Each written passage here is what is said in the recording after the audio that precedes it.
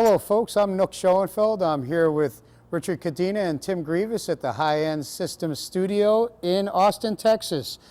We're here to show you how to make a punt page for a concert. Quickest way to get everything going is to only have 7 or 8 focuses, 10 color positions, a few effects, and as many faders as possible. First of all, what I normally do is I always have some conventionals, basically because when you're punting, you have to go through stuff fast and you never want to leave a stage black. So the first thing I always do is on the front truss, I'll throw a half dozen conventionals like Fresnel's. If you look at the ESP drawing here, I've got 6 wash lights. I will take them and record them into fader 1. That way, no matter what, I can always light the front audience with a light there. I put those in one fader all the time, so no matter what, it's on the end of the console. I can grab it, and no matter if I get lost or confused, I always have light. Next, I always throw some audience lighting in here as well. In this case, I've got 4 mole lights across the top of the front truss. Everybody who knows what a mole is, I record them into the fader next to it. By that, every time I bring this fader up, they should come on. Faders on every console have different options you can use with them. Whenever dealing with conventional fixtures, I tend to use the option called highest takes precedence. Under each cue list window, if you choose your cue list, for instance, this one I just put up is the moles, there'll be a button that says options. And this one that says use HTP on my hog right here. That means that no matter what I do, when I bring up this fader, those lights are going to come on. The only thing that would ever bring them down would be the Grand Master would probably override it. Otherwise, any other cue will never affect an HTP fader. They're very important for that reason. Okay, back to palettes. Then, basically, I usually have more wash lights than hard lights on here. On the downstage truss, I will usually throw some wash lights. In this case, I've got 5 wash lights. They're studio beams in this case. And I will park them on a band focus for the entire show, or try and wash the whole edge of the stage. By doing that, no matter what, I don't need them in effects. I need them for front light. Because chances are there's 4 band members here, and I will not have 4 spotlights to follow them around. So if I cover their home base, they're there. If they walk out of their home base or that light, I simply bring up my Fresnel's here to add some extra light in the holes.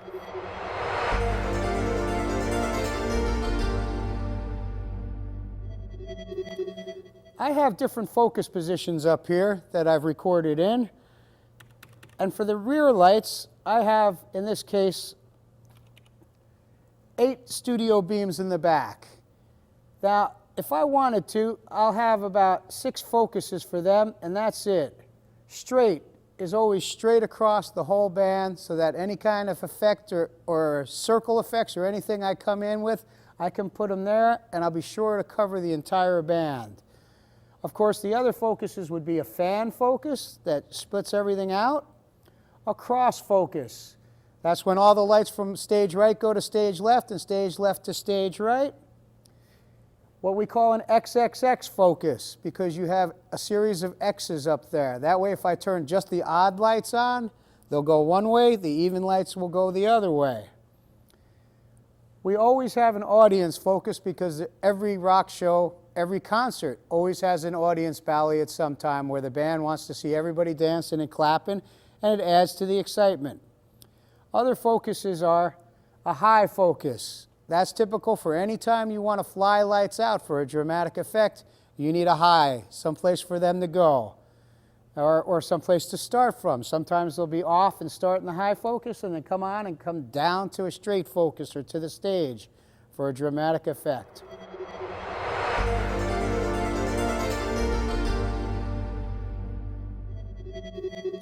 I also will tend to focus on different band members, especially with the downstage center guy.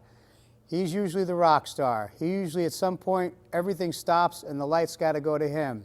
As well as that, I might take those rear beams and say, hey, we need a guitar focus over here. I'll record that in here. And on the console, just call it Git. for guitar, because if there's a solo, I'm going to go there. Same thing with the drummer. I might say that and then have to tilt them down to go to the drummer, but you get the idea. Again, that was 8 focuses, and that's all I need for the whole show.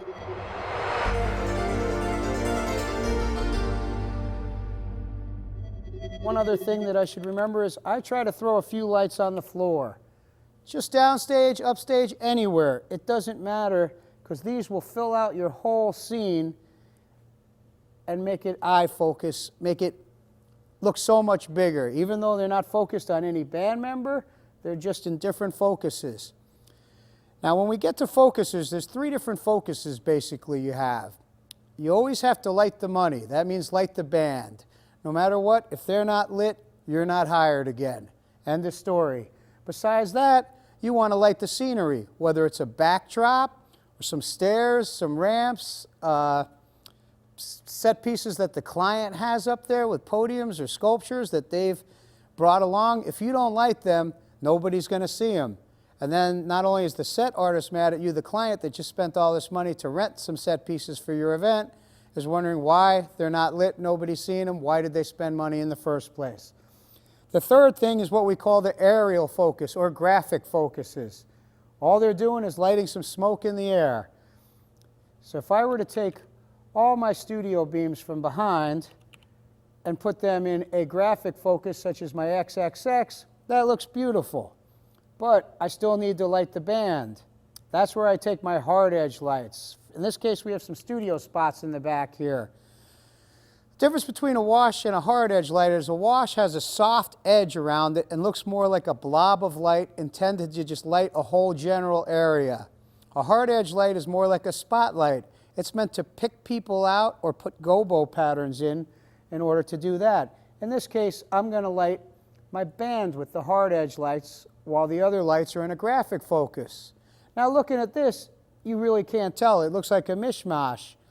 But if I take the rear lights and I put them in one color, like Congo blue, now you see the white hard edge lights lighting the band members. And that looks great, except they're not front lit. So then I would say, oh, the front beams. We turn them on, hit the band with them, and put them in a color. Say pink. Now I've got some front light on the band so that everybody in the audience can see them. I'm lighting some air with some wash lights, and I'm highlighting every band member with a hard edge light. Pretty simple formula. If I choose to take the hard edge lights, which I will do at times, and they will be the studio spots again, say I put them in a high focus. Excuse me. Now I'll go, oh, okay, the only thing front lighting them is the front light, and there's no wash lights backlighting them.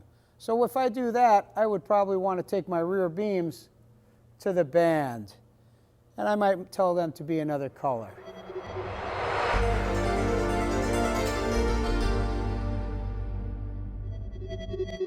You can spend all day mixing hundreds of colors. It's not going to help you. At one of these events where it's a one-off or something, you need 10 colors. I always start with the first 3 colors you have in every color wheel, which are cyan, magenta, and yellow. So on a console, I will take all my moving lights at full and say I will take them all and roll the cyan to full. At which case, I will then record that into a palette that says cyan. I repeat that with the magenta and yellow. That'll make sense later on when I talk about effects and how you might want to just roll the magenta effect in and out to make stuff. But if I find besides that, I pick the rest of the colors of the rainbow.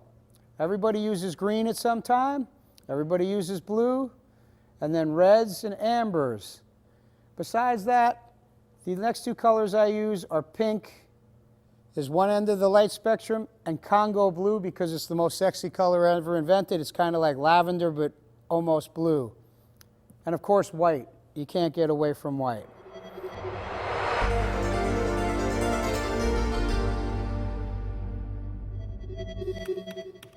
Other things I like to add in are some ACLs. They're aircraft landing lights and PARs. They will come on in groups because occasionally you need to bump them on. In this case, I've got 2 sets of ACLs here and 2 inside. But first, I'm going to record one set here as my outer ACLs and one set as my inner ACLs. Now that I've recorded these, I'm going to go back into my options again and tell these, because they're conventional lights, to be HTP on both these faders. Now, no matter where I am in a show, I should be able to just go bam, bam, bam, bam, like that, and flash the lights back and forth on to add an extra bump. Basically, they're called accent lights. If there's a big drum crash or a big audience participation thing, I might hit these to come up with some big rock look full of fans. And they're just add-ons into that. Now, when I'm punting a console, the most faders you have, the better. But what I basically do is I'll try and keep one console. For instance, in this case, we're using the full-bore Roadhog. And I will have these 9 or 10 faders here just run conventionals, because I probably won't be over here that much. They're in-between stuff or for accents such as bringing up moles. Then, on another group of faders, I will put just movements and intensities, different ones for both. Sometimes I'll have all different movements that bring up the lights in about 5 faders, and then another 5 faders full of intensity chases and things like that will go to. The last 10 faders, I'll throw color combinations and gobo combinations in. Generally, when I'm punting, I put 2 seconds time on any movement, because that's a good general rule to have. Anytime I'm moving the lights from plan A to plan B or position 1 to position 2, 2 seconds seems to work great. However, color, half the lights you get to use in the world have no color mixing. They're just color wheels. So I tend to make all my colors in 0 time on one page, and then if I have a time, I'll go to another page and copy all those cues and make them 2-second time. Why? Because if you're in a ballad, a slow song, you don't want colors bumping and snapping. It looks too ugly. You want them to slowly fade sexily from, say, Congo to magenta over 2 seconds. But in a rock show, you need to be able to bump them back and forth.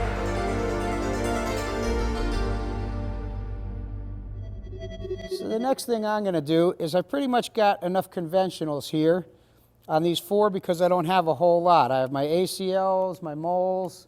So I'm going to put some intensities here. The first thing I'm going to do is I'm going to put just my front beams on. No focus position or any of that. I'm just recording them as an intensity here and labeling them, and I will call that front. As in front wash. I know they're my only ones, and I want them to be in the cue list. I am just going to take them options, and what I'm telling this fader to do now, instead of being an HTP fader, I am just going to tell it to going off 0. That means the minute I lift this fader up, it's activating the cue. However, I don't want any time in this cue. I'm probably defaulted at 2 seconds here, but if I close this window, tell this to be 0, that means it's always going to fade at the speed. You might say, okay, well, if it's intensity, why aren't you making it an HTP fader like the conventionals? Because if I did that and had this up and went into a chase, the HTP would override the chase all the time, and I don't want that. I want to be able to have both run either way. Next, I'll take my rear and floor beams. I'll turn them to full. Same thing. I record that into a group here. Tell it to be 0 time. I will go into my options again and tell it to going off 0.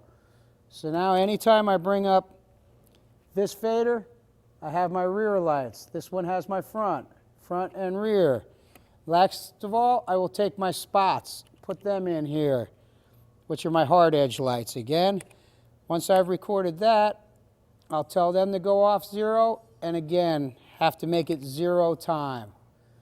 If I don't, if I leave this at 5 seconds, say, I can throw this fader up fast, but it still takes 5 seconds to come in.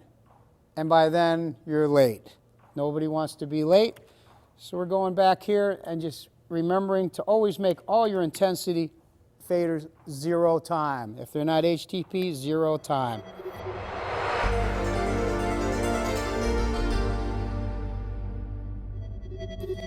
The next I do is I take a chase where I can take all my lights, and I'll usually take them at 0 and put the option and go into an effect. And give me a second, open effect. There we go. If I take all my lights at 0 and I tell the intensity to be in, say, a sine wave, for any console that would work. Now they'll come on and off slowly, but I need them to go a lot faster than that. So I will usually do this and look at the speed as they come on and off, and then I will offset it so that I have a chase doing that. So that usually what works for me is a 3-part chase or a 3-step. And as I'm doing this, I can figure out this is a better speed, a slower speed. That's good. I'm going to record this into the next fader, and I'm going to call it just an intensity chase. So if I have open effect, open list is how I name these, and I'll call it INT chase, intensity chase. Then anytime it gets too exciting, I bring that up, the lights will start doing that, usually during a chorus or a guitar solo. Famous places. However, the difference in options here is I'm not going to do anything there. What I'm going to do instead of that, instead of making it a going off 0, is I make it something called a crossfade ICBF. Every console calls it something different, but the idea is as you bring up the fader, it'll make the effect happen. As you bring the fader down, it'll either slow it down or fade out the effect. So once again, if I have all my lights on here, they're being told in one fader just to be on, but if I lift this fader up, it's going to override the other ones and put the chase in. The next thing I need to write about is what's called a flicker chase. This has gone on since the very light days. This is when you want the lights to look like they're dancing, but not going all the way off. If I start at 70% instead of full, and then I go into open effect, I go into my effects engine and I tell them again to go on to it's just a sine wave, for instance.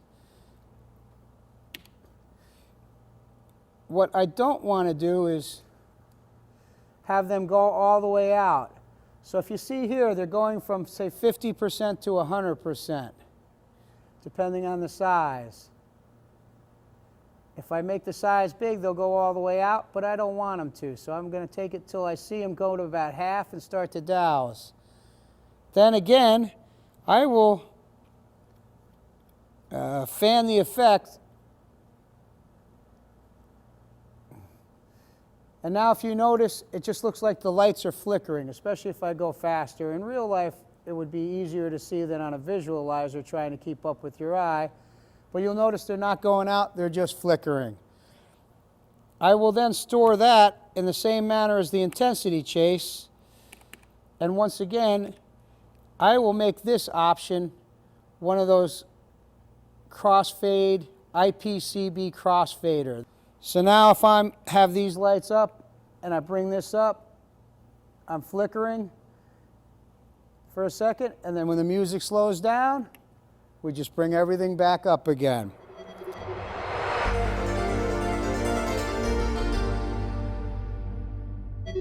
So now that I've got intensities and everything here, what I like to do is come over here and bring up different focus positions. Now, my front lights, for my position, I like to always keep them in the band. Sometimes you might want to use them to ballyhoo an audience, which is effective, but I have enough lights in the back to do that. So to me, I designate the front wash almost all the time just to light scenery or to light the band members. So for this particular show, there is no scenery other than a backdrop, which we will get to, and I'll probably get around to that later. So I'm going to park them on the band at full. Now I'm going to take my rear beams here. I'm going to turn them on. I'm going to put them in a fan. Okay, that's beautiful. Now I'm going to take the floor beams, turn them on. I'm also going to put them in a fan, something that's out, or an XXX. Just by adding a couple little lights to the end, I've now filled out my eyes and made the stage twice as big as it is. Next, I need to still light the band, so I'm going to go and grab my hard edge lights, which are my studio spots. I'll turn them on, and I'm going to go to the band. Now that I have all that, I'm going to record that into a fader here. We'll start with number 1. And I'm going to call this fan wash. That's because my wash lights are in one position and that's in another. I'm also going to go in here and tell it to go and off 0, because the minute I bring this up, I want the lights to move and come in. Now, on the same fader, you can stack more than one cue. There's no reason to have only one cue on there. What I normally do is I'm going to copy Q1 at Q2 in this fader. We'll just rewrite it again, where I take the rear beams and the floor beams and the spots at full, but I'm going to take the rear beams and I'm going to go to a cross focus, which is the opposite of those lights going this way. So at first I have a fan, and then I want a 2-second like that move. I'm going to record that into 2. Which is the second cue on this fader. So some lights are moving, some aren't. I said, oh, okay, I look at this and I go, well, that looks great, but the floor lights aren't moving. So in Q2 here, I'm going to take my floor beams and just put them in another focus so they move out. If I merge that into record Q2, enter, merge. Now every time I bring this down and up, my lights will move to a new focus, or I hit the go button, they'll just move to a new focus. Okay, well, for in this case, we're just going to hit this flash button up, this go button up top, and you can see the wash lights are moving, but I'm always lighting the band with the other lights. On a cross of that, what I'm going to do is the opposite with the hard edge lights. If I were to release everything from here and start over into the next fader, I'm going to take my front beams again. I'm going to put them on the band. I have to. But the rear beams this time that were in fan focuses before, I'm going to put them on the band too. I generally try to keep the band lit evenly with 2 lights on each guy. There's 2 reasons for that. Number 1, this is the same candle power, the same amount of lights on each guy, which is important because many events have IMAG, image magnification, where there's projectors on the screens. If one guy has 1 light on him and one guy has 4 lights on him, chances are the camera's only going to see the guy with 4 lights on him because he'll be so much brighter than everybody else, the iris will close. So if you keep an even balance on everybody like this, it's good.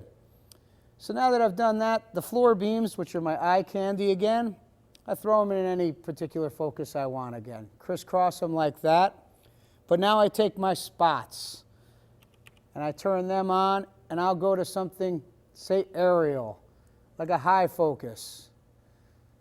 That'll work good at times, but for this one, we'll go back to an XXX focus here. We're going to record that here. And then what I usually do is just put those lights right into another focus, like fan, and record it right on top of the same fader. So now again, I've got 2 cues here. This fader will not do anything till I give it an option. So I'm going to go to options again, and I'm going to tell it to be a flash, to go on the flash, and I'm going to tell the fader to go and off 0. So now I have 2 faders. If I hit this one and I hit it again, only my hard edge lights are moving back and forth to different focus positions. But if I hit the fader next to it, they'll all move because I have all the lights in different positions. If you notice here, everything's moving if I go from fader 1 to fader 2. If I stay on the same fader, only one set of lights will move and half of them will stay the same. The only constant in everything is my front light, because if I move that and constantly move them, then the people in the band will turn black for an instance till the light hits them again. And once again, if they were running around and moving, then I would just bring up my Fresnels here to be able to catch them in wherever they are. So if I took my rear beams at full and I put them in an XXX focus, that's great. But I still need this, and just for the easiest way to teach them away is I'm going to make them magenta right now. Then I take my spots and I'm going to put them on the band. Turn them on, and I'm going to make those cyan, just so you can see the difference in lights there. I'm going to record that into this cue right now. I normally would never put the color in here, but I'm just doing it to show you what I'm doing. Now on top of this, I would say, okay, on the next top of that fader, I'm going to take the spots off the band, go into my XXX focus. But at the same time, I'll take the rear lights to the band, because I'm following Nook's unwritten rule of always light the money. We're going to record that on top of here. So now, every time I hit this cue, I have everything moving, but there's always a light on the band, even if they're two different colors. And if there isn't, it's only for a second, and nobody will notice it. But anytime you're changing from a verse to a chorus and you need a little movement to say, hey, we're going to take the song up a step, a little 2-second movement adds to everything. Okay, so I have 3 basic focuses here that would work for everything. And I'm just going to delete that last cue because I don't want any color in here. So once again, we'll go over this, and I'll take the front beams at full, and I'm going to put them on the band. Then I'm going to take the rear beams, I'm going to put them in the fan focus at full. Pig release, we'll get the colors out. I will take the spots at full, I'll put them on the band. And I will take the floor lights that are doing nothing at the time and just put them in some kind of focus that matters. Fan will work good. I record that into my other fader here. Record Q1, enter, replace. And then if I take the rear lights or take the floor beams to straight, take the rear beams to the band, and take the spots or hard edge to a fan, I'm going to record Q2. In this case, I'm replacing. Once again, if I bring this up and nothing happens, it's because I forgot to set my options on the fader to going off 0. Now there we go, 2 seconds on time. Anytime I bring any fader up here, some lights are going to move.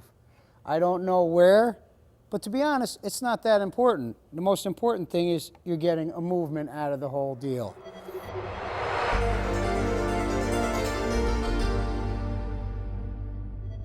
There's a couple other things I like to do. Every show you do at some point, whether it's Kenny Loggins or Beyonce, they're going to want to have some light in the audience, because there'll be a part where they stop and everybody's going like this and they're singing with the pop star. So the most important thing to be able to do there is always light the band, but light the audience in 2 different places. I'll take the front beams and the rear beams and the floor beams at full on the band. Excuse me while this goes out. But I'm going to take the spots at full and I'm going to put them on the audience.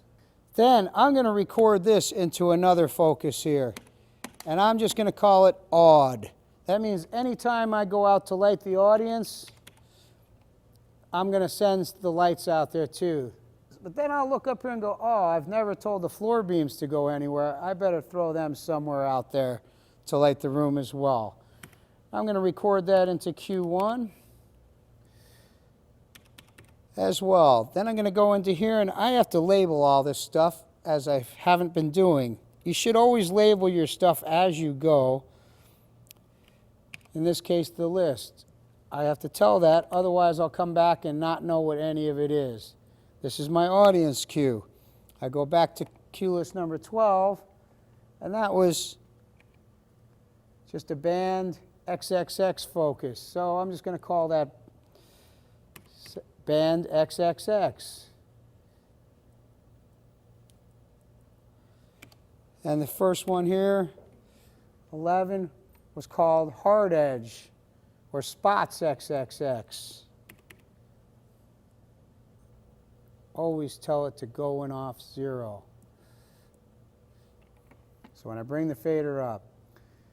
The other thing is, at the end of songs, it's very important for a dramatic ending usually. I usually take a 4-second move that throws a certain amount of lights up through the audience to the heavens. That's usually a good thing to do on the last cue of a song, and I call it the high fly. So what I will normally do at this case is grab, let's go pig release here for a second to get rid of everything. I will leave my front beams at full on the band because I don't want them to be in the dark yet. But I will take the spots and the rear beams at full. I will put them in a high focus, which is just pretty much tilting them straight up as high as they go. I will also then take the floor lights at full and put them in a high focus, which is like that, because no matter where they go, there has to be some movement to make it dramatic. I put that into a fader. However, this fader I normally make 4 seconds long. The reason is, at the end, it's dramatic, and I just want a nice, even, beautiful rock peel up. So this one here will be the high focus.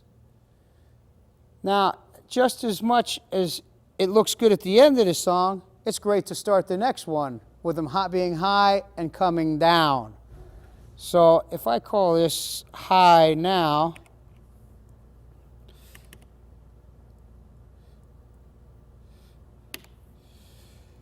I might start the next song, activate this cue so they're high, but on the first cue, I bring this up, and I see the lights fly into place.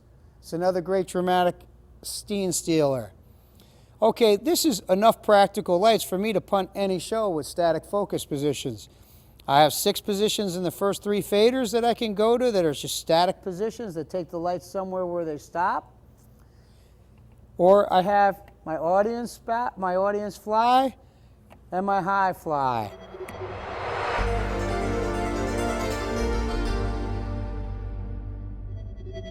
Next we have the movements. Now, I normally try to do what I call a stage ballet and an audience ballet. The first thing we do is the stage ballet. At any time I want the lights to go all around everybody on stage. Again, I'm going to take the front beams, turn them on, but I'm going to leave them on the band as soon as I can close that window and find the band. I really don't want, if the front lights are balleting, then I'm leaving band members in the dark and lights sweeping across their face, which really isn't a big thing unless there's image magnification again. Then the cameras will see faces coming in and out, black and white, and they don't like that. That's an unwritten rule that you don't do that. So instead, I'm going to take all the other lights that I have behind there, and I'm going to take the front beams off for a second so we can see the other ones, and I'm going to put them in a straight focus. Then the easiest effect, because every console in the world has one, is the circle. A figure 8 is better, or just a pan ballet, but if you have a circle effect, you hit that, it's huge. But you don't have to be huge. You can take it down so it's only going about 10% of where it has to go. Notice I have everything moving in a circle. It looks kind of cool, but you might only want to use that once a show. Instead, you would offset everything to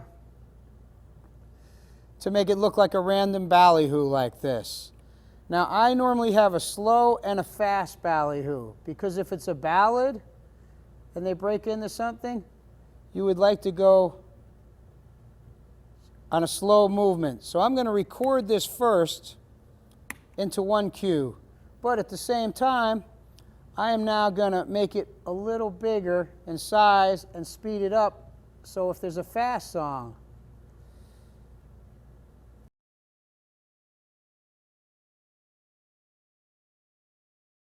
besides having a slow ballyhoo on the stage and a fast ballyhoo, sometimes you just like to have an audience ballyhoo.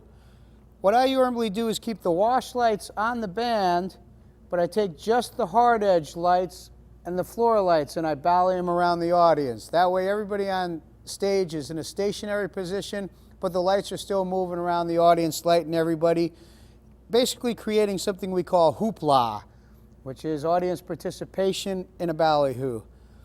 And we've done that simply here by just taking the hard edge lights only to go out there while still maintaining a light on everybody else. To go backwards a second, I like to fill every fader I can. And I'll look back here at my intensity faders and notice that, hey, I still have a couple things empty. All right, what would I do? Well, one of the most important things I do is I take every light off and do an odd even step. Basically, if I turn on my whole system here, and I'll put in some normal straight focus, then I will select the odds and turn them off in the first cue, so only half the lights are on, and I record that into a fader. Then I turn the odds back on at full. I'll select all the even numbers at 0. And that way I record that on top, so there's 2 cues in this stack. Mind you, once I have 2 cues in the stack, I need to tell them both to be 0 time. That way as I bump through this, you will see that a big change is going on there. And you can go in time with the band's music and keep stepping this and bump, bump, bump, bump, bump, bump, bump, bump, bump, bump, bump, bump, bump, everything on, and bump, bump, bump, bump, bump, wow, bump, bump, bump, bump, bump. Basically just called an on-even. And once again, take the options and make sure that it goes when off 0. So as soon as you bring this fader up, it goes. Same thing with the flash button. You would like to press the flash button and have it just keep going odds and evens every time you press. The other thing is I will take and write another chase that goes between the wash and the hard lights. So if I take the front beams at full, but I take the rear beams at 0 and the floor beams and the spots at full, I'm going to record that into the first cue on this empty fader here. And then I'll take the spots, turn them off, take the floor beams off, but keep the rear beams and the front beams at full. I'm going to record that as the second step on this. So now when I hit this, I've just got half the lights coming on, half the lights coming off, as you can see. But as you'll notice, there's 2-second time on it. So once again, I'm going to take these because I don't want 2 seconds time. I just want to go bam, bam, bam, bam, bam. And it works. Mind you, all the front lights are on the band all the time, and the other lights are in another focus, but I will turn half of them on, half of them off, back and forth. So instead of odd evens, I'm going between the hard edge and the wash lights on intensity. So the odd even would look something like this, going back and forth, but the steps look more symmetrical like this, going on and off. That way I've got options. Now I've got 8 different things in intensity I can bring up on this, and I'm pretty much done with this. Over here, once again, where I've got the focuses and stuff, the one thing I haven't paid any attention to are strobes. Just about every good show, especially if there's fast music, has a bit of a strobe. In this case, I've got a few atomics that I can turn on. Turning on the strobes, I generally try and keep them going fast by taking the rate up almost to full, like this. The visualizer can't see, but there's some atomic strobes. I'm going to put them by a fader by themselves over here. Anytime you use any kind of strobe, a data flash, an AF1000, an atomic strobe, it's very important to make the time 0 on all those, because besides just intensity, the rate of the strobe will go. And if the rate is taking 2 seconds to go from slow to fast, the strobe starts slow and you don't get the desired effect. A strobe hit is meant to go wham as fast as you can go, because most likely you're going to turn it off soon. Again, I take the options to 0 and I go whenever I'm hitting the flash button, and I want to release whenever I lift up that flash button. Bam, bam. Strobes are periodic cues. The other thing everybody likes to do is the random strobe that comes. High-end has great random strobes with their lights. When you're in color, strobes are not as effective as when you're not. So what I like to do is grab all my fixtures that I have at full and put the Grandmaster up, helps, and then I go into my strobe mode. If I hit this, I should have a random strobe here.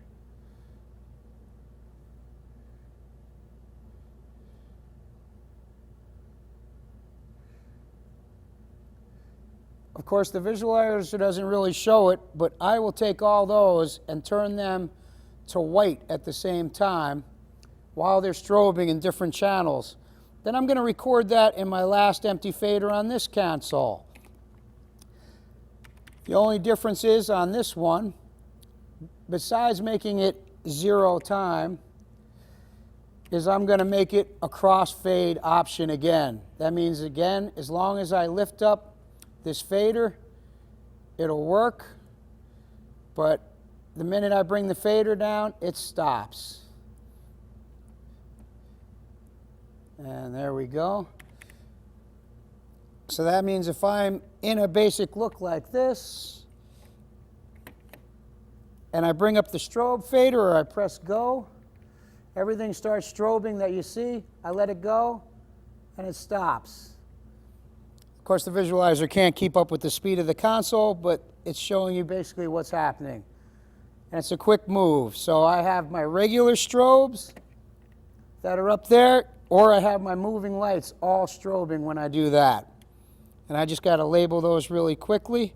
And I'll call one random.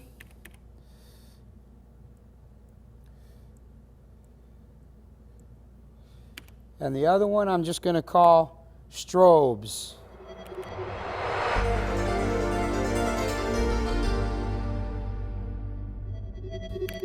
Okay, the only thing we have missing from all this is my last 10 faders. This is where I'd like to put colors or color combinations. I can have my lights on here and record the color combinations into these last faders, but nothing but the color will go into those faders, because everything else is not locked in channel, but actually locked in a fader.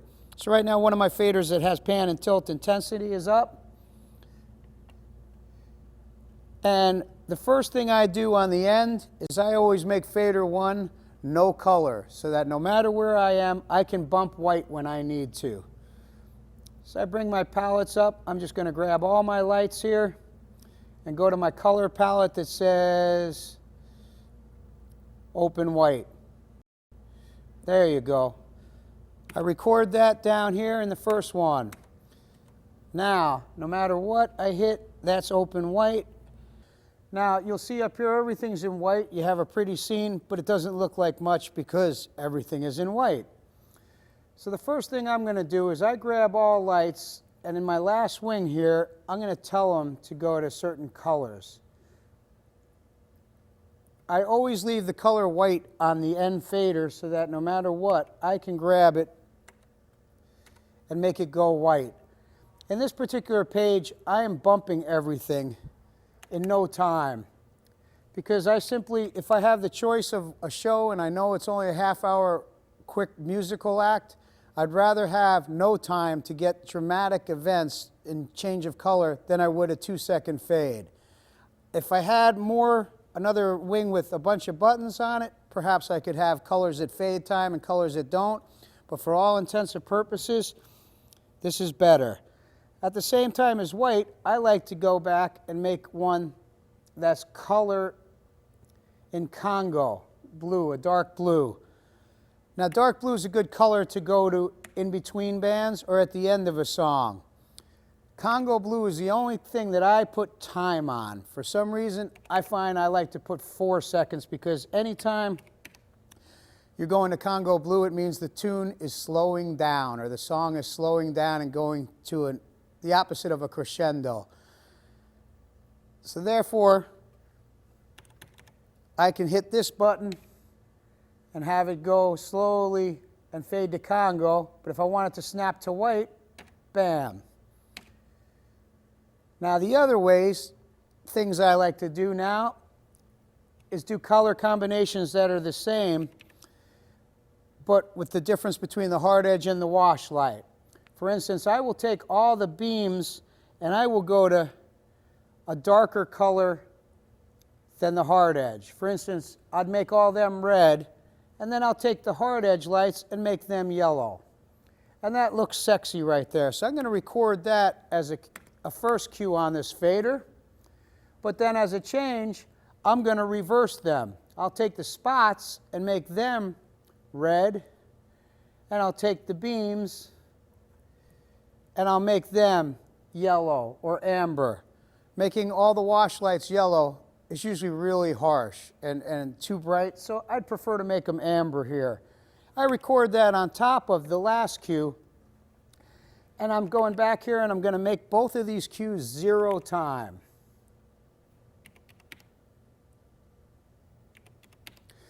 That way, every time I hit this button, I'm going bam, bam, bam, bam, bam, like that. Red and yellow always work together. They're fine. There's other colors that do the same thing. Another important color, actually one more rule I like to do is I like to make the front light a lighter color than the back light. So if I have everything in red here, I would tend to take the front lights and make them a brighter color. So I'm going to take the front beam and I'm going to go to, say, amber in this color. In this particular cue, because now I can see the men standing out and they don't go dark, especially on video. They'll be backlit like that, but I'm going to record that into that cue here and record Q1 enter and merge it in there.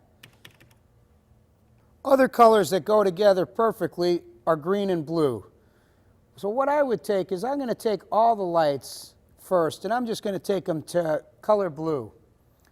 I'm going to take the front lights, and I'm just going to make them a little brighter by rolling some magenta out so that they're almost a pale blue color now as compared to a blue.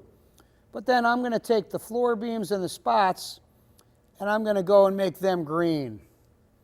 So now we have a kind of a 3-color thing, but it's blue and green. I'm going to record that into the next fader here, and then reverse them. So if I take the floor beams and the spots to blue, and I take the rear beams to green, I get a dramatic effect. Once again, I will take these color bumps and make them 0 time.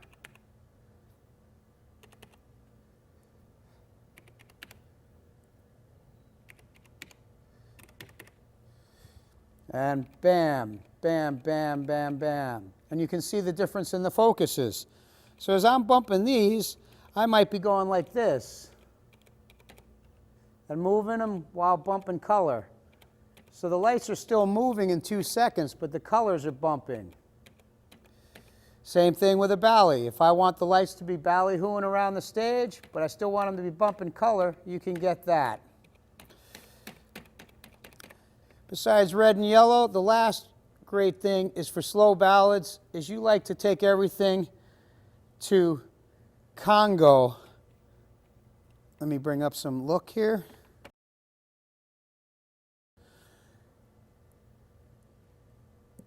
We go to Congo, and if you take just the hard edge lights and we take them and we put them in, say, red, that's sex in a minute. Record that into here, and now no matter what, if I have to go to something mellow, I hit that and I'll just fade to something sexy, because the next minute I'm going to want to bump up when the music gets hotter to a red-yellow bump and then go down to a Congo red bump. Something like that. That's pretty easy.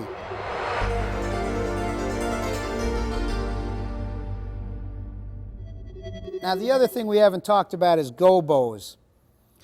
At times, excuse me for a second, I'm going to bring these spots up by themselves. You want to take the spots and find a gobo pattern that's very nice. So you pull something like that out, the shattered program. But before I even start making cues for gobos, the most important thing is finding a way out of the gobo. So what I always do, the opposite of the white, is I make all the gobos open out of there, and I record that in one fader just by itself. That way, no matter what, I can bump that gobo out and not get lost doing it.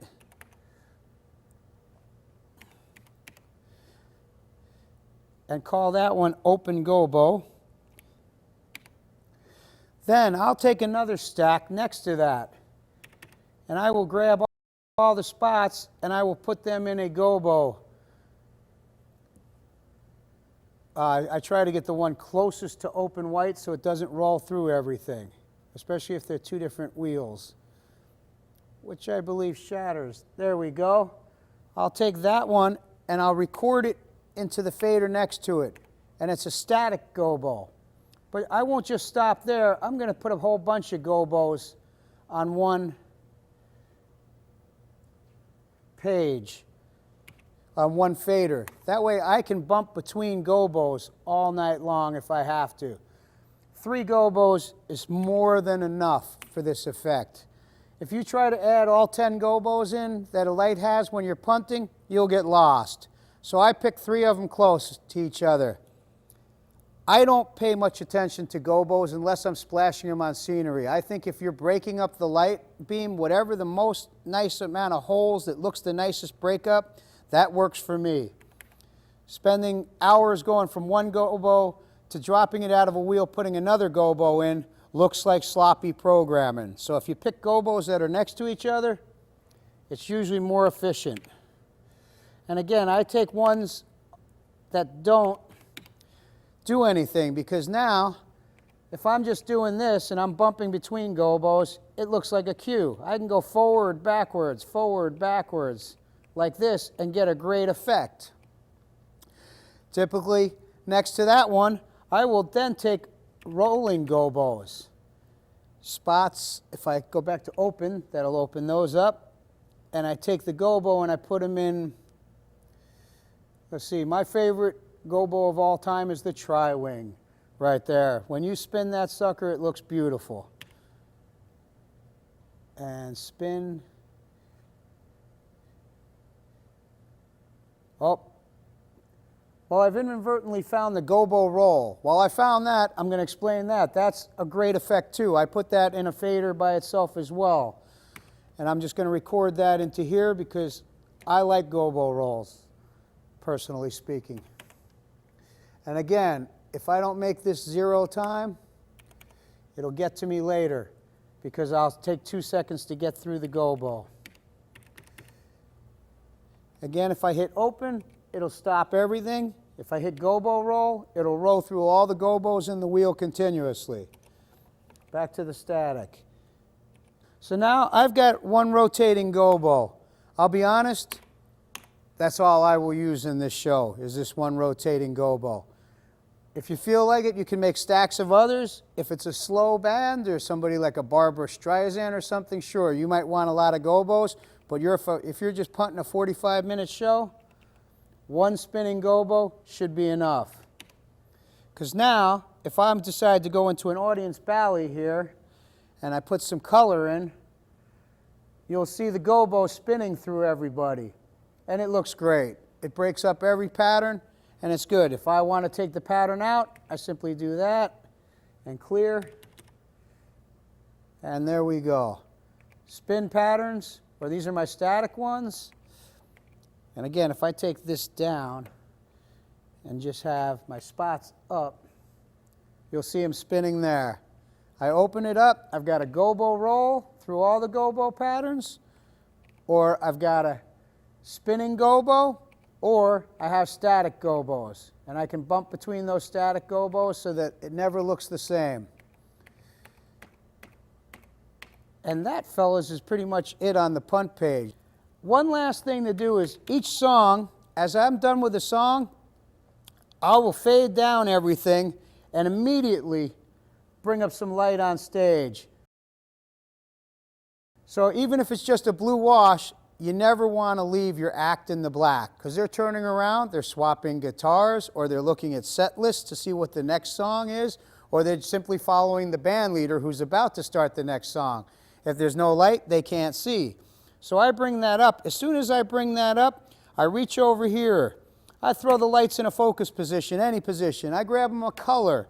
And that way, as soon as I'm ready to go, I lift these up, pull that down, and I have a look.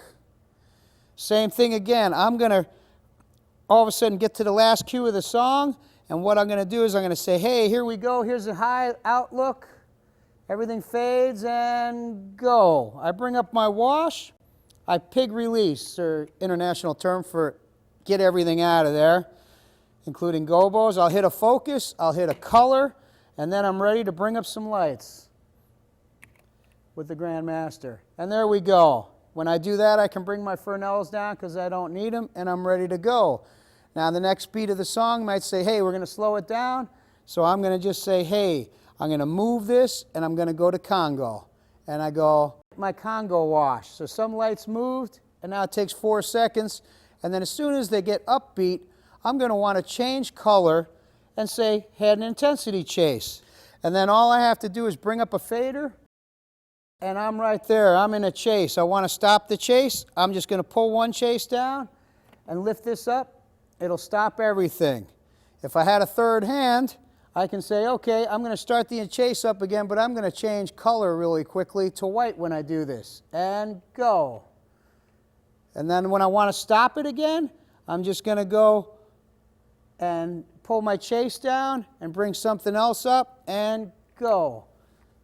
Bam. And then we have that. Then you'll go, okay, at least I'm lit. I'm not sure quite where I am, but as soon as there's another change, I know all I have to do is that, and I'm back into the show. Now, as soon as they pick up to a chorus, I'll say, hey, let's go to a brighter color while I change focus, in which case I'll just do this. Go.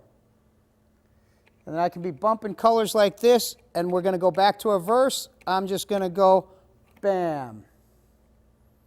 And we've got that. Back to a chorus, I'll go bam.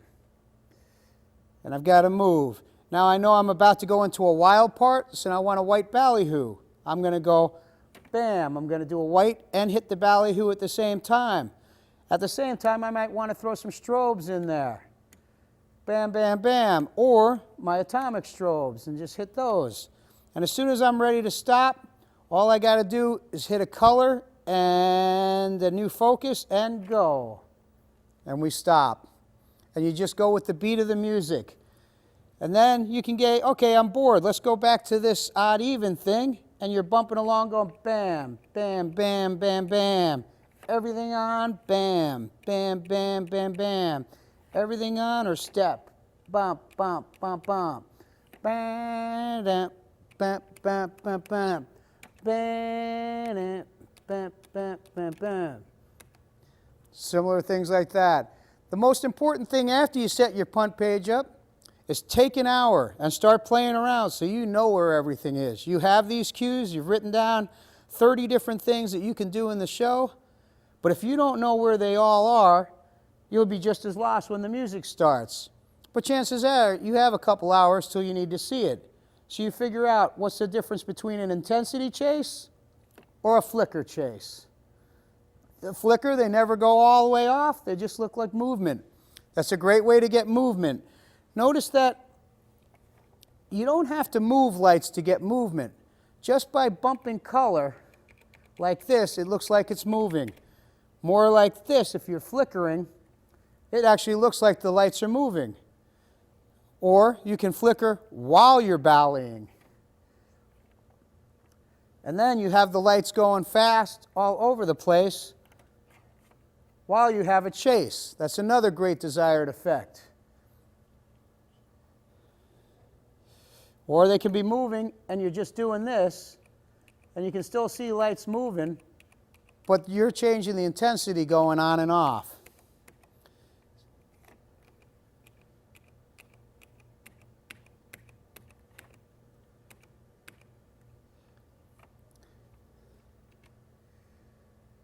And that pretty much is enough here to get us through what we have to do.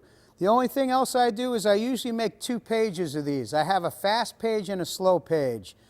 One page will have all the colors going in no time. The next page will have all the colors changing in 2 seconds time or something.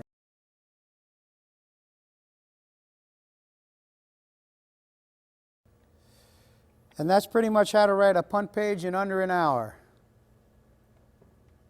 I think that's it, fellas.